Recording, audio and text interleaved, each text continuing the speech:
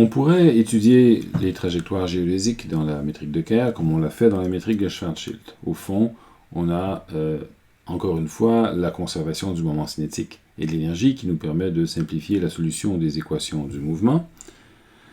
Donc, spécifiquement, l'énergie, donc PT de la particule, est donnée par définition par cette combinaison aussi. Alors, remarquez que la différence, bien sûr, c'est que dans la géométrie de Schwarzschild, on n'a pas le deuxième terme.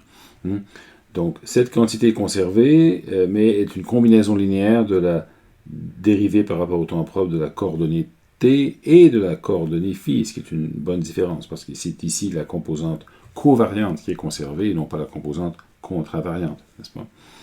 Donc, cette combinaison, si on substitue les valeurs explicites dans la métrique de Kerr, me donne ça ici, et ça, c'est l'énergie par unité de masse qui est conservée. De même, le moment cinétique, donc ce qu'on appelle en fait ici moins h, est donné par cette combinaison ici, et en substituant les valeurs, on a cette expression. D'accord? On pourrait, à partir de là, isoler t points et phi points et les exprimer en fonction de k et de h. On a ici un système de deux équations linéaires à deux inconnus qui sont t points et phi points. Donc on pourrait inverser ce système, je ne donnerai pas les détails, mais c'est clair qu'on peut le faire sans trop de difficulté, c'est une matrice 2 par 2, ce n'est pas trop dur. Et on aurait ici cette expression pour t point et phi point en fonction des données de la métrique de Kerr et des constantes k et h. Maintenant, pour continuer, on doit... on a plusieurs choix, mais la façon standard, c'est d'exprimer la contrainte que la norme de la quadrivitesse est constante, n'est-ce pas? Donc la norme de la quadrivitesse, ici, on peut l'exprimer à l'aide de ces quantités conservées, simplement parce qu'on connaît la valeur de la métrique dans sa forme contravariante, donc on pourrait l'exprimer comme ça, on aurait GTT PT au carré, on a le terme GT phi, G phi phi et GRR. On va laisser tomber θ, c'est-à-dire qu'on va supposer que tout ceci se fait sur l'équateur. Donc θ est constant et θ ne change pas. Donc ça va nous enlever des complications énormes. Et la norme donc de ce quadrivecteur P serait soit 1 si c'est une particule massive ou 0 si c'est une particule sans masse. Une question de normalisation aussi. Donc, on va introduire ce symbole epsilon qui est égal à 1 pour une particule massive et 0 pour une particule sans masse, pour un photon.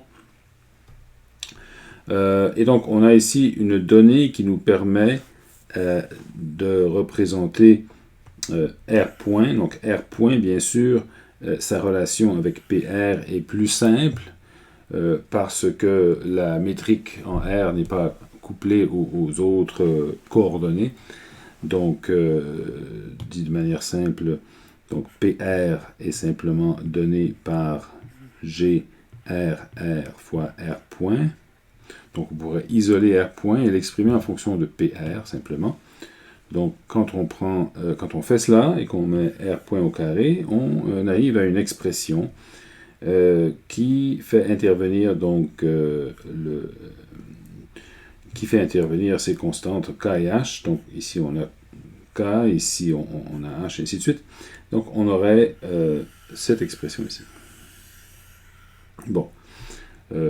Cette expression n'est pas si différente de ce qu'on avait dans le cas de la métrique de Schwarzschild. En fait, on pourrait retrouver la métrique de Schwarzschild simplement en posant A égale 0. Donc on perdrait ce terme-là, on perdrait ces termes-là ici, et on retrouverait exactement la même expression qu'avant.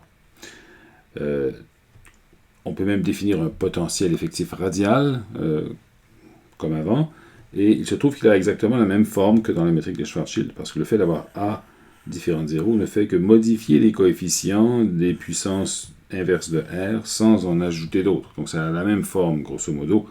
Donc ce potentiel effectif a la valeur suivante. Donc on pourrait faire une analyse du mouvement. Ce qu'on va plutôt présenter ici, ce sont des solutions numériques, donc solutions numériques des équations du mouvement qui tiennent compte de ces lois de conservation. Et donc j'ai réalisé quelques animations suite à un programme écrit en Python qu'on va maintenant décrire. Dans cette première animation, on a utilisé une valeur assez petite de A. La valeur maximum de A est de 0,5 parce qu'ici la valeur de RS est égale à 1, c'est ce qui fixe nos unités de grandeur.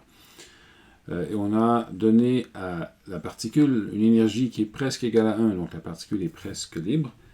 Donc l'orbite est assez grande. Le moment cinétique est positif ici, h, et dans le même sens donc que la rotation de l'objet. Et donc ce qu'on va voir, c'est que l'orbite est relativement stable.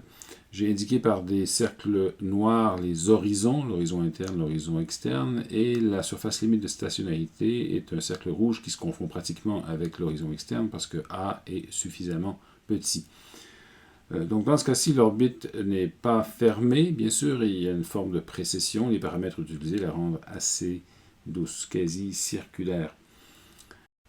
Dans la prochaine simulation, on change le signe maintenant de h, et vous allez voir que la particule va devoir lutter contre la rotation et changer de signe de vitesse angulaire pour s'écraser rapidement sur l'horizon.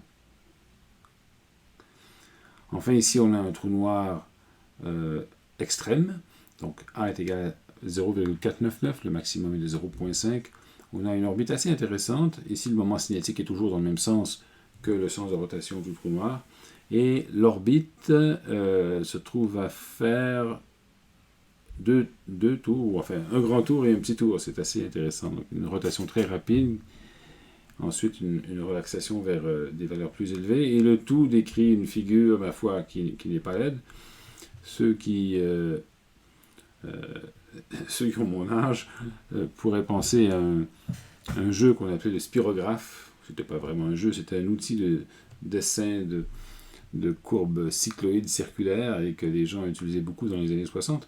Donc la trajectoire est assez intéressante, mais visiblement stable. Enfin, dans la dernière simulation, on change le signe de H, on lui donne une valeur qui est négative et on va voir que rapidement, la particule avec les mêmes caractéristiques de A, bien sûr, et d'énergie va aussi s'effondrer. Donc l'entraînement des repères cause son effondrement. Voilà.